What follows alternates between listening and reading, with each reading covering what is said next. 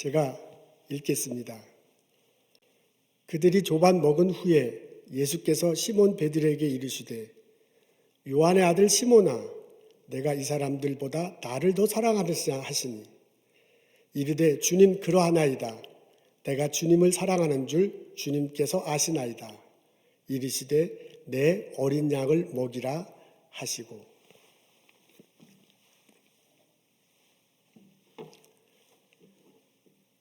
갈릴리 호수에 베드로와 제자들이 나타났습니다.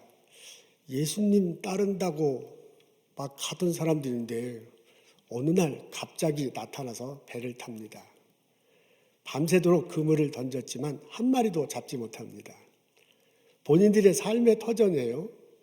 왕년에 한가락하던 그물질인데 허망하게도 한 마리 헛손질만 거듭하다 허망하게 새벽을 맞습니다. 그들 앞에 예수님이 나타나셨습니다. 배 오른쪽에 그물을 던져라. 고기가 왕창 잡히는 거예요. 베드로가 헐레벌떡 예수님에게 다가갑니다. 다른 제자들이 허겁지겁 배를 무태 세우고 그리고 예수님 앞에 다가옵니다. 예수님이 숯불을 지우고 있어요. 방금 잡은 생선을 굽고요. 그 다음에 떡을 올려놓습니다. 그렇게 조금은 애매한 말 없는 아침 식사를 했습니다. 예수님이 베드로에게 물어봅니다. 요한 아들 시몬아, 내가 이 사람들보다 나를 더 사랑하느냐? 예수님 당연하지 않습니까? 그런 걸 왜 물어보니까? 라는 태도로 대답하는 베드로에게 예수님이 요청합니다. 내 양을 먹이라.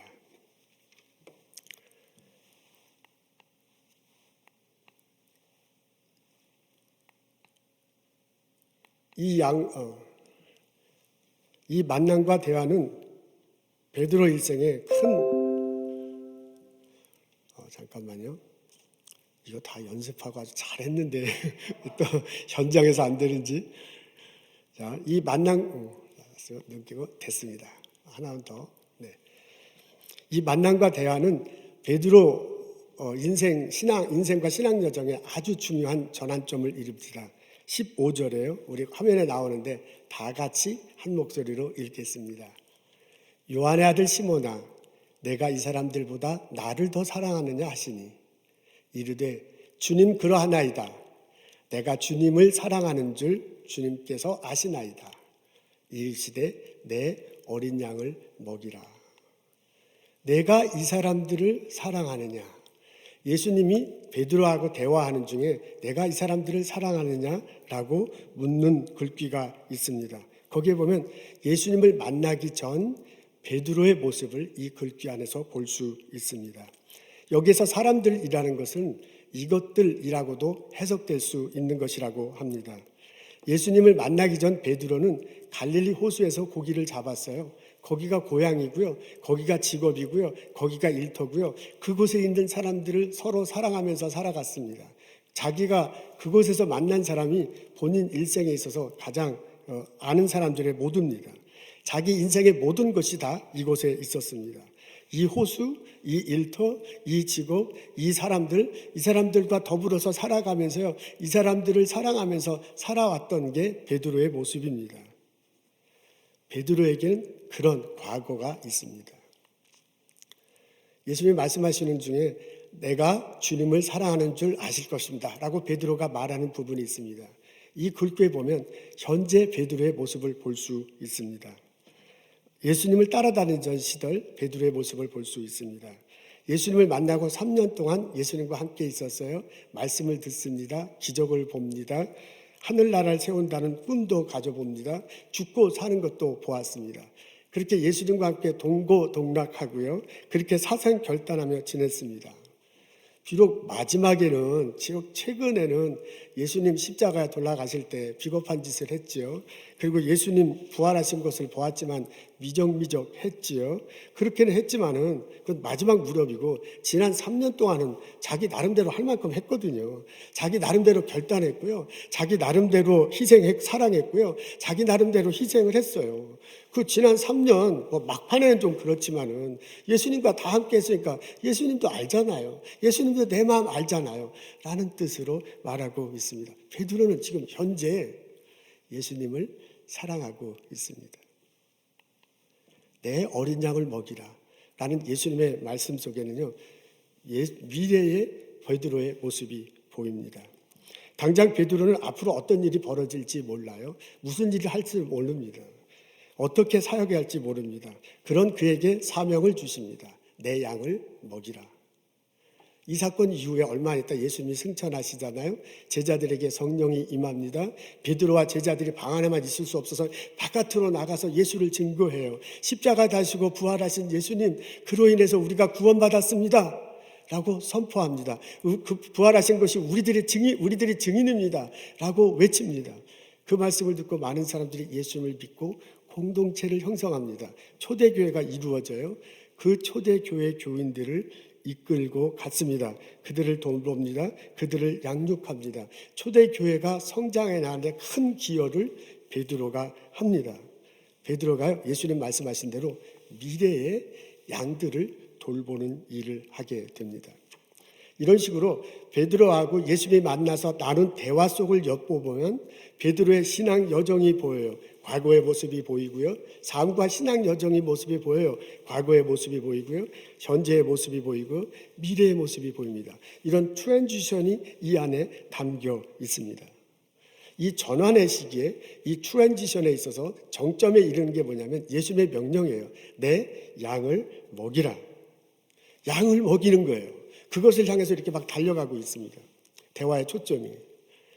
예수님을 만나기 전에 베드로는 갈릴리 호수에서 고기 잡는 거였어요. 고기를 잡아서 본인도 먹고 가족들도 먹고 같이 일하는 사람들과 나눠 먹는 것이 그 사람의 일생이었습니다. 예수님을 만난 다음에는요, 지금 그 성경 속에 본문 속의 현재죠. 예수님을 따라다니면서 예수님이 말하는 걸 들었어요. 예수님이 하는 것을 보았어요. 예수님이 먹여주시는 것을 먹었어요. 그러면 됐습니다. 근데 앞으로는 예수님 승천하시고 난 다음에 제자들은 다르게 됐습니다. 이러던 베드로가요, 예수님 승천하시고 나다면 어떤 태도를 취해야 되냐면 먹이는 태도예요. 양을 먹이는 태도가 돼야 될 거라고 예수님이 말해주고 있습니다. 여기서 말하는 어린 양을 먹이는 것은 세 가지로 이게 설명될 수 있을 듯 합니다. 예수님께서 내 양을 먹이라라고 말하기 전에요, 너는 나를 사랑하느냐 이렇게 물어보잖아요. 그 말은 그것과 연관시켜 본다면 너가 나를 사랑하면 내 양도 사랑해야 된다라는 것으로 받아들일 수 있습니다. 어린 양을 먹이는 것은 사랑하는 것입니다. 오늘 본문에 내 어린 양을 먹여라 라는 이 대화를 3번 반복하거든요. 근데 첫 번째하고 세 번째는 같은데 두 번째는 돌보라 라고 그렇게 예수님이 말씀하세요. 영어로 take care of 라는 그런 표현을 쓰세요. 그렇다고 보면 내 어린 양을 먹이라는 것은 또 다르게 해석하자면 돌봐줘라 내 어린 양을, 그렇게 해석하고 받아들일 수 있습니다. 또 한편 예수님께서 그 십자가 달려 돌아가시기 전에 다락방에서 했던 모습 여러분 생각나시죠? 방에서 이렇게 식사하러 갔을 때 물을 떠놓고서 베드로와 발을 씻겨줍니다. 그때 보면 성경 본문에 보면 내가 이 사람들을 끝까지 사랑해야지 하고 예수님이 마음속에 결심하는 장면이 나와요. 그리고 발을 씻겨줍니다. 제자들에게 말하자요, 너희들도 섬기라. 그렇다 보면 그런 본문과 연관시켜 본다면 사랑하는 사람이 그렇게 했다면 우리도 섬기는 것이구나 라고 해석하고 받아들일 수 있습니다. 이렇게 그 시절의 흐름과 이 문맥 안에서 바라본다면 양을 먹이라는 것이 여러 가지로 해석될 수 있지만 3가지로 해석하고 받아들일 수 있습니다. 하나는 사랑하는 것이고요, 또 하나는 돌보는 것이고요, 3번째는 섬기는 것으로 받아들일 수 있습니다. 베드로는 이 부르심을 서서히 깨닫고 서서히 받아들이고 실천합니다. 후에 베드로가 초대교회 지도자들이 되잖아요. 베드로를 비롯한 초대교회 제자들이요, 초대교회 교우들을 다 이렇게 모으고 예수를 믿는 사람들 다 함께 생활하면서요, 그들을 사랑하고 그들을 돌보고 그들을 섬겼습니다. 처음에는 예루살렘에서 교회가 시작됐다가 나중에 안디옥으로 가고 그것이 시발점이 돼서 지중해 지역의 교회들이 막 쭉쭉쭉쭉 이렇게 퍼져나가잖아요. 그렇게 쭉쭉쭉 퍼져나가는데 밑바탕이 되고요, 뒷힘이 되도록 지켜준 게 베드로와 그의 제자들이에요. 베드로와 그의 제자들이 예루살렘에서 어린 양을 먹였어. 거기서 초대교인들을 사랑하고요, 그분들을 돌보고요. 그들은 늘 섬겼습니다. 그런 것이 뒷받침이 돼서 계속 힘이 돼서 교회가 안디옥으로 다른 데로 퍼져 나갈 수 있었습니다. 이렇게 베드로 신앙생활의 전환점이 요 갈릴리 호수에서 예수님을 만난 것, 여기에서부터 볼 수 있다 이 말입니다. 저는 그 장소가 갈릴리 호수인 점이 너무너무 은혜가 되고 힘이 됩니다. 갈릴리 호수는 베드로의 삶의 장소입니다. 그것이 고향이에요. 그것이 일터예요. 예수님 만나기 전 자신의 모든 것들이 다 갈릴리 호수에 있었습니다. 근데 그곳으로 다시 돌아온 거예요, 베드로가. 그리고 그곳에서 다시 돌아와서 예수님의 말씀을 듣습니다. 근데 다시 돌아왔을 때 베드로는 그 전에 베드로하고는 달라요. 그 전에 베드로는 고기 잡는 것, 물고기를 잡는 거에 집중하면서 살았습니다. 그리고 그걸 먹으면 되는 거였어요. 근데 지금은 예수님과 함께 3년 동안 있으면서요, 다른 인생이 있다는 것을 알게 됩니다. 믿음을 갖게 됩니다. 인생이 있다는 걸 알게 됩니다. 그리고 예수님과 함께 있으면서 사람을 낚는 어부가 돼야 된다는 것을 배우고요. 사람을 낚는 어부가 되어가는 중이에요. 바로 그곳에서 양들을 먹이라고 요청받고 있습니다. 여러분, 갈릴리 호수에서 만나는 사람들은 똑같은 사람들이에요. 근데 예전에는 예수님 만나기 전에 사람들은 그 사람들과 함께 고기를 잡고 그 사람들과 함께 그 고기를 나누고 먹고 살 수 있는 그런 점에서 살아가는 사람들이었습니다. 근데 이제 예수님을 만나고 난 다음에는 사람은 달라졌는데 베드로가 보는 눈이 사람은 그대로인데 베드로의 눈이 달라진 거예요. 이 사람들은 더 이상 같이 고기 잡는 사람이 아니에요. 그렇기도 하지만 그 사람들은 이제부터는 이 사람들이 예수님의 양들이에요. 똑같은 환경, 똑같은 사람들인데 예수님의 부르심을 받고서는 이분들은 같이 고기 잡는 사람들이 아니라 내가 돌보고 사랑해야 할 양들로 바뀌게 됐습니다. 이분들이 예수님을 믿으면 예수 믿기 때문에 양이고요. 예수 믿지 않더라도 지금은 나중에 예수 믿을 것이기 때문에 예수님의 양입니다. 그렇게 양들을 돌보라고 부름을 받았습니다. 이 엄청난 사역이 이게 본인이 변하게 되는 놀라운 이 전환점이 갈릴리 호수에서 있었다는 것, 그것이 큰 은혜가 되고 큰 도전이 된다 그 말입니다. 베드로의 진짜 사역이 예수님 돌아가시고 난 뒤에 본인이 정말 주도적으로 할 사역이 처음 시작이 바로 자신의 고향, 자신의 일터, 자기가 사랑했던 사람들, 바로 그곳에서부터 시작했다는 것이 우리들에게 큰 깨달음으로 다가옵니다. 이 예수님은 오늘을 사는 우리들에게도 동일한 요청을 합니다. 예수님 십자가에 돌아가셔서 내 죄가 용서됐다. 예수님이 부활하셔서 내가 의롭게 됐다. 예수님이 천국에 하셔서 내가 천국에서 영원히 살게 될 소망을 갖게 됐다. 나는 구원받았다. 라고 고백한다면, 그렇게 고백하고 살아가는 나에게 예수님이 요청하십니다.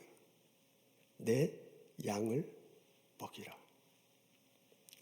예수님은 내가 사는 이곳, 내가 일하는 이곳, 내가 만나는 사람, 이 사람, 바로 그 사람들과 함께 신앙생활하고 바로 그 사람들과 함께 사역하기를 원하십니다.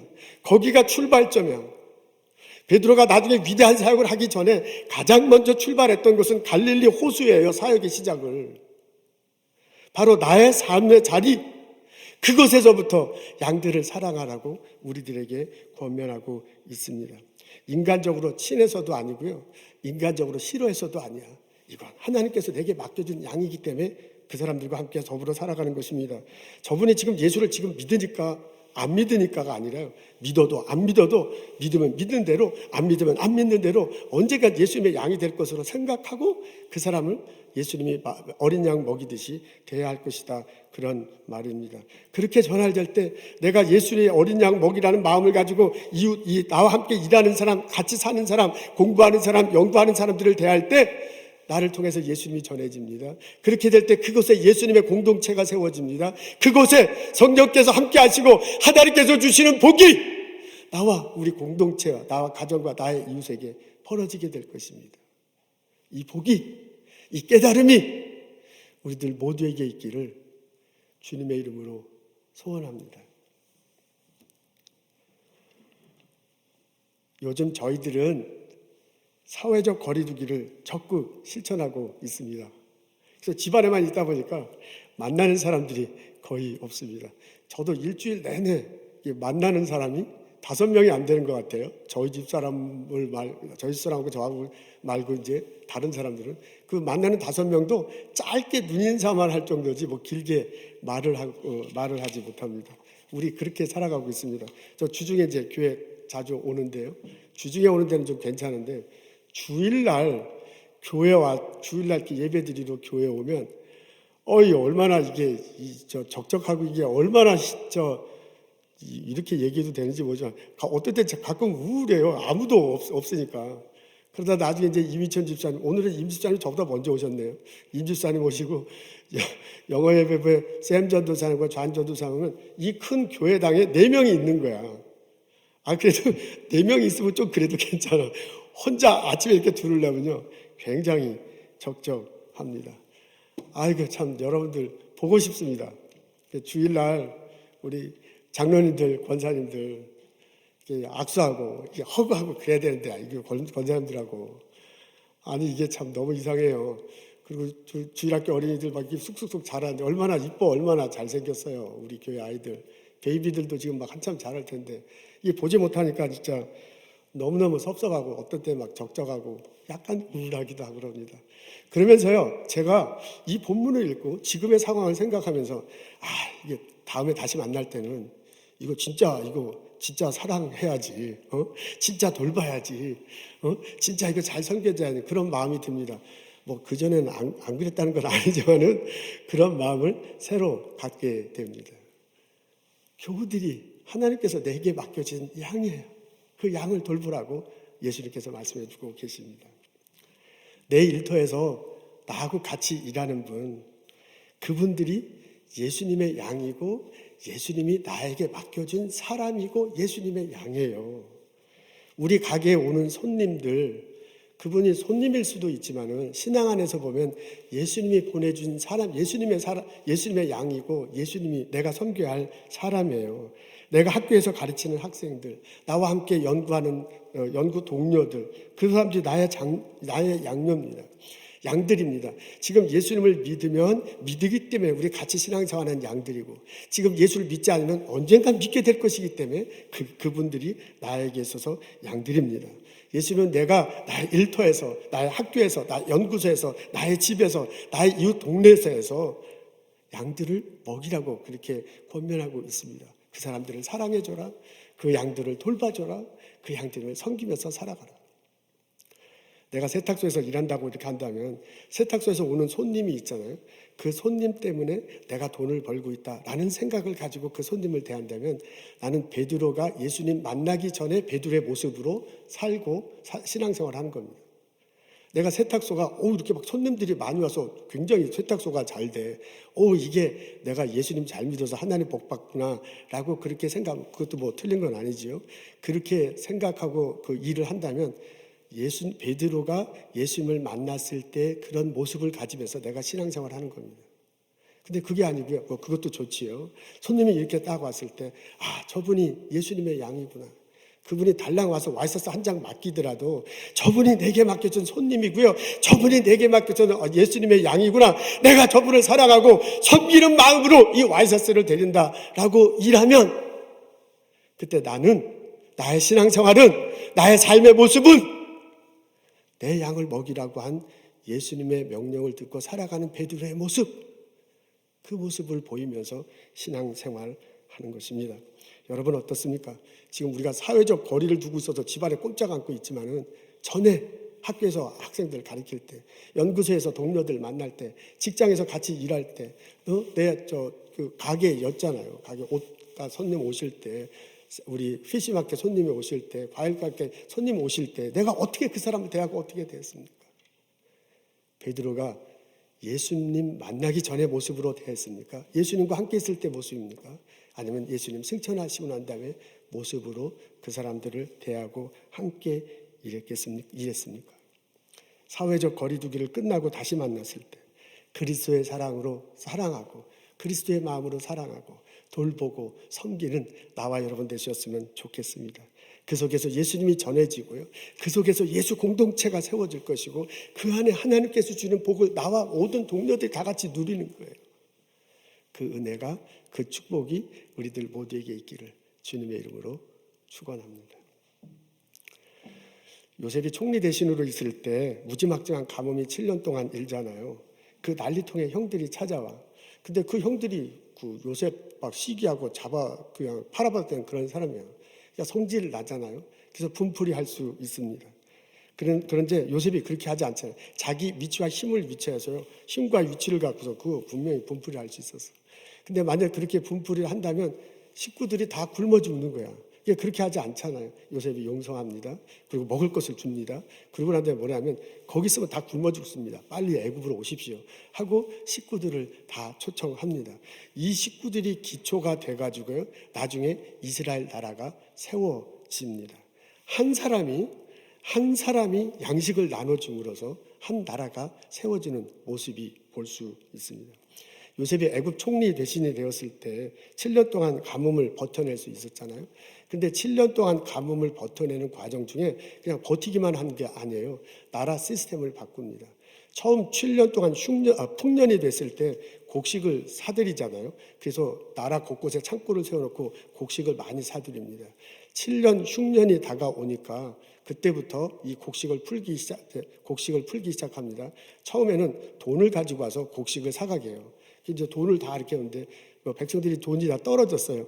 그러고 난 다음에는 그 땅을 가축을 가지고 와서 사게 합니다. 그래서 가축을 다 갖고 와서 곡식을 사니까 나중에 또 가축도 떨어져요.